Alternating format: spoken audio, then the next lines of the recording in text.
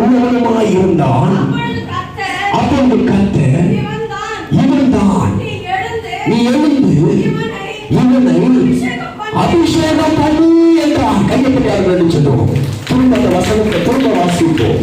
திரும்ப வசனத்தை வாசிப்போம். ஆள் அனுப்பி அழைப்பித்தான். அவன் சிவந்த மேனியும் அழகிய கண்களும் நல்ல ரூபமும் கொண்டவனாய்.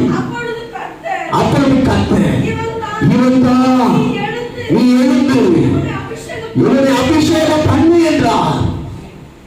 இவனை அபிஷேகம் பண்ணு என்றார். அடுத்த வசனத்தை வாசிக்கலாம். சாமுவேல் தைல கொம்பை எடுத்து அவனை அவனுடைய சகோதரர்களுக்கு நடுவிலே அபிஷேகம் பண்ணினான். அந்த நாள் முதற்கொண்டு கர்த்தருடைய ஆவியானவர் தாவீதின் மேல் இறங்கி இருந்தார்.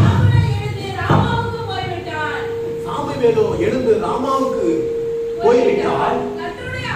கர்த்தருடைய ஆவி சவுலை விட்டு நீங்கிச்சு.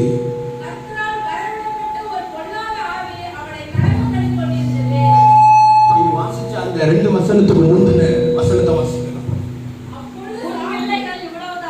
உன் பிள்ளைகள் இவ்வளவுதானா என்று ஈசாயா கேட்டான்.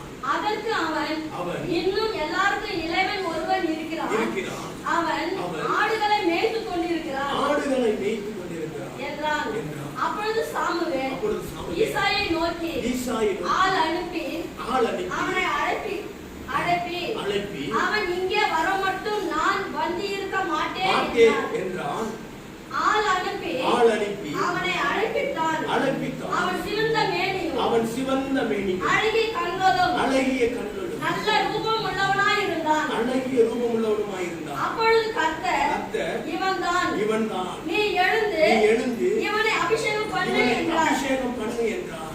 அப்பொழுது சாமுவேல் தைல குப்பியை எடுத்து அவன் சகோதரன் நடுவிலே அபிஷேகம் பண்ணினான். அந்நாள் முதற்கொண்டு கர்த்தருடைய ஆவியானவர் தாவீதின் மேல் இறங்கி இருந்தார். சாமுவேல் எழுந்து ராமாவுக்கு போய்விட்டார். கர்த்தருடைய ஆவி சவுலை விட்டு நீங்கினார். கர்த்தரால் வரவிடப்பட்ட ஒரு பொல்லாத ஆவி அவனை கலங்க பண்ணி கொண்டிருந்தது. அதுக்கு முன்ன 2 வசனத்தை திரும்பி வாசிப்போம். எஸ். சாமுவேல் தைல கொம்பை எடுத்து அவன் சகோதரர்கள் நடுவிலே அபிஷேகம் பண்ணினான். அந்த நாள் முதற்கொண்டு கர்த்தருடைய ஆவியானவர் தாவீதின் மேல் இறங்கி இருந்தார். எழுந்து போய்விட்டார். திரும்ப அந்த 2 வசனத்தை வாசிப்போம்.